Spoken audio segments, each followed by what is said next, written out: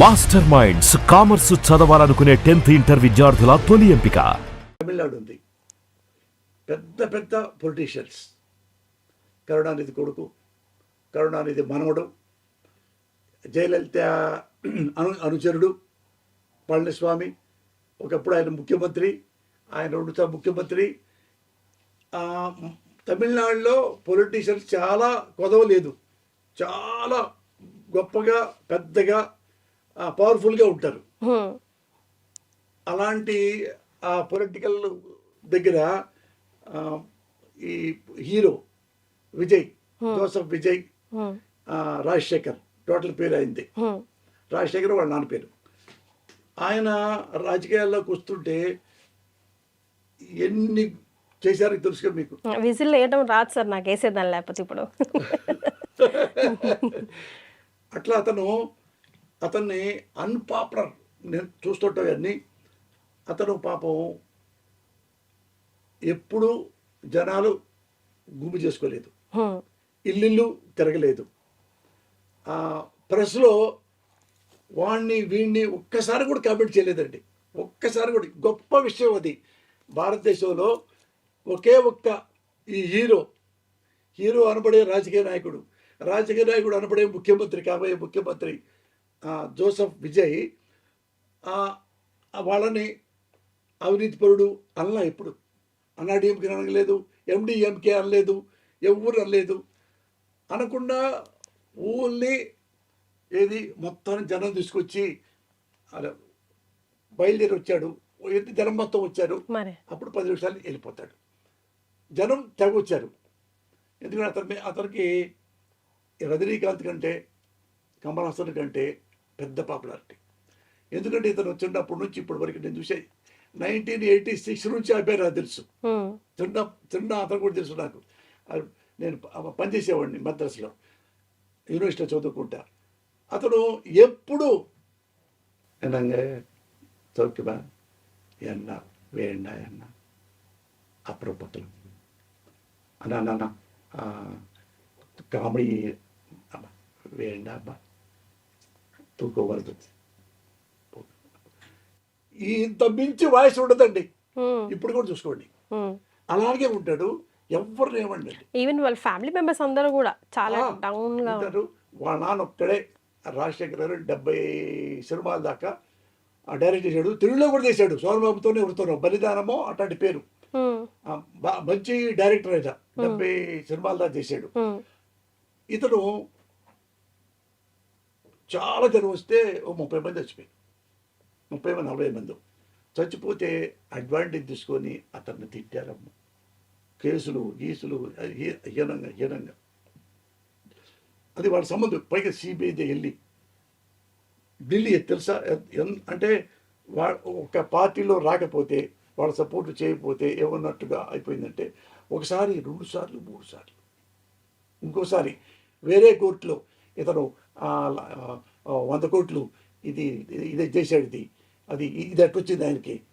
అది వేరే అతని మీద కేసులు తిట్టడం అని చెప్పి చేర్చి లాస్ట్లో హెడప్ అయిపోయి చివరికి కొంచెం అరిచాడమ్మ, చిన్నది. డిఎంకే నేను ఓడిస్తాను అంతేనమ్మా పాప చెప్పింది. అల్లా నాలాగా ఇంకొకరు మాట్లాడినా వాళ్ళ అల్లే. అక్కడ కూడా చిన్న వయసే కీర్తి గారు. ఇప్పుడు ఎక్కడ కూర్చున్నాడు అనుకో, నాకేం తెలియదండి, నాకు పాలిటిక్స్ రాదండి, నేను తలంపుగా వచ్చానండి, ఇదే వాయిస్ అండి. మీరు ఎక్కడే చూసుకోండి, దాన్ని మించి కూడా రాల. కోపం కూడా. అప్పుడు మీరు గొప్పగా మాకు వెయ్యండి ఓటు, ఇంతే అంటాడు. మనం ఎటు నుంచి ఎటు వెళ్ళిపోయాం సార్ అసలు నథింగ్. తెలుగు ఇండియాలో one of the best politician, best honest politician. ఏమీ ఎవరి దగ్గర ఒక ఏ పిచ్చి మాటలు మాట్లాడలేదండి. ఇప్పుడు చచ్చిపోయారు పాప వాళ్ళందరికీ కూడా అన్నీ ఏర్పాటు చేయడం. ఎవరు కూడా చెప్పుకోలే. వాళ్ళకి వెళ్ళిన పాపం అతను ఒక కారులో వెళ్ళి సిబిఐ దగ్గర వచ్చి కూర్చొని అక్కడ కూడా ఒక మాట మాట్లాడకుండా బ్యాడ్గా వాడకుండా నాకు సంబంధం లేదనుకుంటా లేదండి అదండి ఇదండి మళ్ళీ పోయి మాట్లాడటం మళ్ళా సినిమా పాపం చేస్తే సినిమాలో అవన్నీ లాక్కొని అమ్మేసుకున్నారు ఇవ్వడం సినిమా ఆగిపోయింది పాపం జననాయకన్ కోట్లతో వచ్చిందండి అది కూడా రిలీజ్ కాలేవల అది కూడా కాలేవలేదండి ఎన్ని ఉన్నాయో తెలుసా అండి అందులో పాలిటిక్స్ పాపం వీళ్ళకి తెలియదు సరసాల గారి ఇంకోళ్ళు గారు తెలియదు రకరకాలుగా అతన్ని ఈ పొలిటిక్స్ పీపుల్లే దాని తర్వాత ఇంట్లో ఒక ప్రాబ్లం ఏది ప్రాబ్లం ఎవరో వాళ్ళ వైఫ్ సంగీత ఆమె వచ్చి అతను మా హస్బెండ్ ఏది ఎన్నాళ్ళు లేని హస్బెండ్ ఇప్పుడు ఎమ్మటే క్యారెక్టర్ వచ్చిద్దా ఇప్పుడు ఇప్పుడు 60 సంవత్సరాలు దాటి నేను ఇక్కడికి వస్తే చిన్నప్పుడు ఎప్పుడున్నాడో పోసానికి ఇష్టం ఉండేవాడు ఇప్పుడే ఉన్నాడు కదా కొత్తగా ఏమి వచ్చింది ఏమి లేదుగా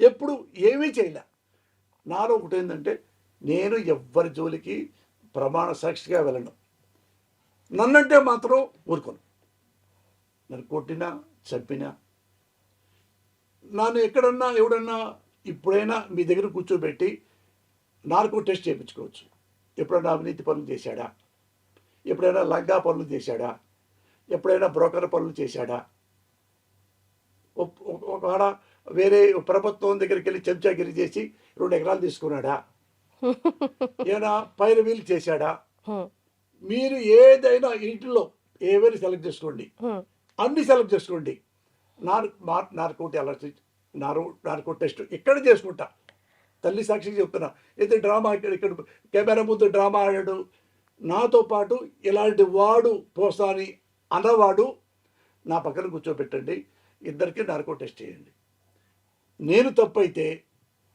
ఇక్కడ నుంచి ఈ రాష్ట్రం నుంచి వేరే వెళ్ళిపోతా మొత్తం ఫ్యామిలీతో సహా నా మొహం చూపించను నేను అలాగే అప్పటికి ఇప్పటికీ అలాగే ఉన్నా దగ్గర 40 ఏళ్ళు చిన్నప్పుడు వచ్చా తెలుగు ఇండస్ట్రీ భద్రాద్రి చదువుకోవడానికి ఆడ ఎంఏ అయిపోయింది ఎంఫిల్ అయిపోయి ఎంఫిల్ చదివి ఫస్ట్ క్లాస్ వచ్చి డాక్టరేట్ చేసి అసిస్టెంట్ ప్రొఫెసర్ అవ్వాలని కోరిక అటొచ్చా అటు నుంచి ఇటు అది కాకుండా ఇటు తెలియకుండానే ఫస్ట్ సినిమా బలవంతంగా రాశా అది సూపర్ హిట్ అయిపోయింది అక్కడ నుంచి ఇట్లా ట్రావెలింగ్ వచ్చింది ఇప్పుడు ఎలా విజయ్ జోసఫ్ ఎలా స్ట్రగుల్ పడిపోయి ఎలా ప్రజల మద్దతు ముఖ్యమంత్రి కాబోతున్నాడో అలాంటి కథ ఇది అలాగే ఎట్లా సఫర్ అయ్యారో రాజకీయ నాయకులు చేశారు అతన్ని అయినా కానీ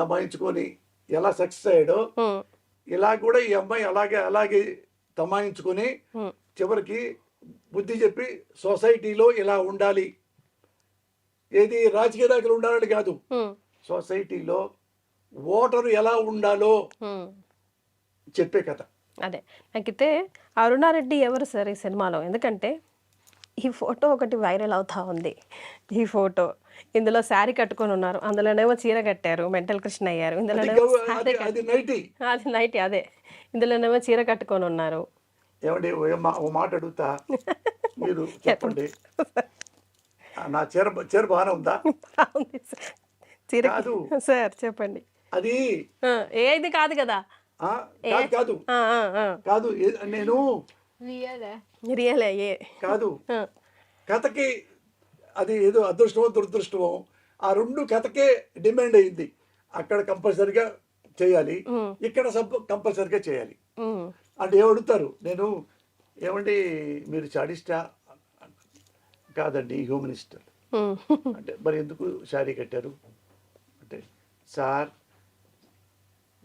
రోడ్డు మీద వెళ్ళండి ఐటీ కంపెనీస్ దగ్గరికి వెళ్ళండి అమ్మాయిలు చొక్కా ప్యాంట్ వేసుకుంటారు కదా ఎవరన్నా అడిగారా ఏంటమ్మా చొక్కా ప్యాంట్ వేసుకుంటావు అన్నారు ఎవరన్నా మరి ఏంటయా పోసాని చీర కట్టుకుంటావు అందరూ గోపాల్ పేరు ఎందుకయా గోపాల్ నువ్వు చీర కట్టుకుంటావు అడుగుతారేంటి సార్ ఎవరు ఇష్టం వాళ్ళది ఎవరు టేస్ట్ వాళ్ళది